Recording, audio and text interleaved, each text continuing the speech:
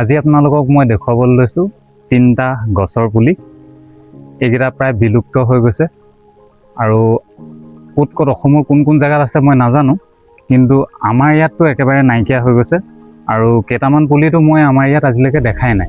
সেইটো কাৰণে মই আজি ভিডিঅ'টো প্ৰস্তুত কৰিছোঁ। আপোনালোকক এই পুলিকেইটা এটা এটাকৈ দেখুৱাই যাম আৰু আপোনালোকৰ তাত যদি আছে মোক কমেণ্ট কৰি জনাবচোন। মই এইকেইটা একমাত্ৰ সংৰক্ষণ কৰিবলৈহে আনিছোঁ, কাৰণ আজিকালি দেখা যায় অকল আমি দৰকাৰী গছবিলাকহে বাৰীত ৰুওঁ। ধৰি লওক তামোল ৰুওঁ, নাৰিকল ৰুওঁ, 2-এজোপা ফল মূল ৰুওঁ, যিবিলাক আমাৰ প্ৰয়োজন বুলি ভাবোঁ সেইকেইটাহে ৰুওঁ। কিন্তু এইবিলাক অসমৰ পুৰণি গছবিলাক প্ৰায় নাইকিয়া হৈ গৈছে। সেইটো কাৰণে মই শিৱসাগৰৰ পৰা এই পুলি 3টা মোৰ দাদা এজনে দিছে, সেই দাদাজনৰ পৰা মই আনিলোঁ। আনি এতিয়া মই এইকেইটা ঘৰত ৰুম আৰু সংৰক্ষণৰ হেতুহে মই এইকেইটা আনিছোঁ। নহ'লে এইবিলাক একেবাৰে অসমৰ পৰা নাইকিয়াই হৈ যাব। এসময়ত আমাৰ সৰু চামে এইখিনি চিনি নাপাব। এনেকুৱা যে ফল মূলৰ গছ আছিলে আমাৰ অসমত। এইবিলাক ঔষধিও হয়, বহুত ঔষধি গুণ আছে। সেইটো কাৰণে আজি ভিডিঅ'টো আপোনালোকে চাওক। এটা এটাকৈ মই পুলি আপোনালোকক এতিয়া দেখুৱাই যাম। এতিয়া প্ৰথমতে আপোনালোকক মই দেখুৱাবলৈ লৈছোঁ এইজোপা ভোমোৰা গছ। এইজোপা দেখিছেনে? এই ভোমোৰা গছৰ পুলি মই অনাই থৈছোঁ কেলৈ, মই নিজে আজিলৈকে আমাৰ ইয়াত ভোমোৰা গছ দেখা নাই। মই বৰ্তমান গোলাঘাটত থাকোঁ আৰু গোলাঘাটৰ যিটো অঞ্চলত মই আছোঁ তাত মই আজিলৈকে ভোমোৰা গছ দেখা নাই। সেইটো কাৰণে বহুত দিনৰ মূৰত বিচাৰি এই ভোমোৰা পুলিটো পালোঁ আৰু এইটো এবাৰ ৰুম বুলি ভাবিছোঁ। আপোনালোকৰ তাত যদি আছে জনাব। আৰু ভোমোৰাৰ উপকাৰিতাৰ বিষয়ে আপোনালোকে জানেই। ভোমোৰা আমাৰ ত্ৰিফলাত ব্যৱহাৰ হয় আৰু এই পুলিটো ৰুলে লাগিব নে নেলাগে সেইটো মই নাজানো, আনিহে থৈছোঁ। তাৰপিছত দেখা যাওক কি হয়, ডাঙৰ হ'লে গম পাম। ভোমোৰা লাগিলে আপোনালোকক নিশ্চয় আৰু এটা ভিডিঅ' কৰি মই দেখুৱাম।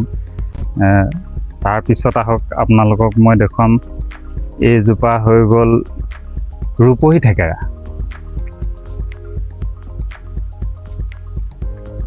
বৰ দুখৰ কথা, ৰূপহী থেকেৰাও মই আজিলৈকে আমাৰ ইয়াত দেখা নাই।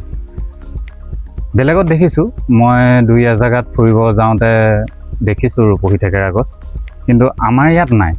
আৰু সেইকাৰণে মই ভাবিলোঁ এই বস্তুটো আমাৰ ইয়াত থাকিব লাগে, কাৰণ আমাৰ এই জলবায়ু ইয়াৰ কাৰণে উপযোগী, মাটিও উপযোগী। গতিকে আমাৰ ইয়াতো ৰুই থওঁ আৰু ভৱিষ্যতে বেলেগে যিসকলে মোৰ দৰে আৰু নেদেখা মানুহ আছে, ৰূপহী থেকেৰা দেখা নাই, সিহঁতে আহি এইটো চাব পাৰিব আমাৰ ইয়াত যে ৰূপহী থেকেৰাৰ ফলটো কেনেকুৱা, কিহৰ কাৰণে লাগে, তাৰ ঔষধি গুণ কি আছে। আৰু এই বস্তুটো মই সদায় সংৰক্ষণ কৰি ৰাখিম। এতিয়া আৰু এটা পুলি আপোনালোকক দেখুৱাবলৈ লৈছোঁ। এইটো হৈ গ'ল বনপিঠাৰ পুলি।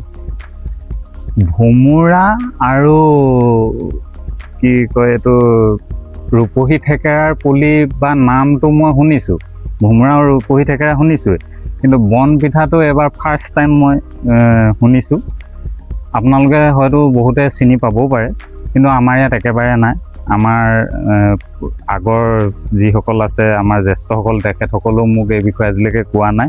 এইটো প্ৰথমবাৰৰ বাবে মই এই পুলিটোৰ নাম শুনিছোঁ আৰু এইটো পাই মই বৰ সুখী। এনেকুৱা বস্তু এটা মই যদি সংৰক্ষণ কৰিব পাৰোঁ, ইয়াতকৈ আৰু মোক নালাগে। এই বস্তুটো খাই বুলি কৈছে, ইয়াত এটা ফল লাগে, ফলটো খাই বুলি কৈছে।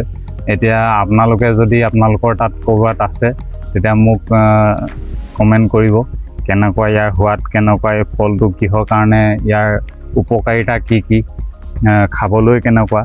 মই বৰ বিশেষ নাজানো, এইটো লাগিলেহে দেখি পাম কেনেকুৱা বস্তুটো, আৰু ইয়াক কিমান দিন লাগে সেইটোও মই নাজানো। খালি ইয়াক মই ভালকৈ সযতনেৰে ৰুম, ৰাখিম ধুনীয়াকৈ, আৰু তাৰপিছত ফল লাগিলে আপোনালোকক নিশ্চয় ইয়াৰ ভিডিঅ'টো মই কৰি দেখুৱাম। তো এইবিলাক বস্তু এতিয়া ক'বলৈ গ'লে একেবাৰে আমাৰ ইয়াত ওচৰে পাঁজৰে নাইকিয়া হৈ গৈছে। সেইকাৰণেহে মই বহুত দূৰৰ পৰা আনি হ'লেও এইকেইটা গোটাইছোঁহি আৰু মোৰ বাৰীত এইকেইটা সদায় ৰাখিম। আৰু যদি এনেকুৱা কিবা বিলুপ্ত হৈ যোৱা নিচিনা গছ আপোনালোকৰ আশে পাশে আছে, তেতিয়া মোক নামবিলাক জনাবচোন। তেতিয়া সেই গছবিলাকো মই গোটাবলৈ চেষ্টা কৰিম, মোৰ বাৰীত ৰাখিবলৈ চেষ্টা কৰিম। ইমানখিনিকে, মোৰ ভিডিঅ'টো বৰ বেছি দীঘল নকৰোঁ। এই পুলিকেইটা দেখুৱাবলৈহে আপোনালোকক আজি ভিডিঅ'টো তৎক্ষণাতে প্ৰস্তুত কৰিলোঁ। বাকী আৰু ক'বলগীয়া একো নাই। আপোনালোকে ভিডিঅ'টো চাই কেনেকুৱা পালে মোক জনাবচোন। আৰু ইমানখিনিকে কৈ মোৰ ভিডিঅ'টো সামৰিছোঁ। ধন্যবাদ।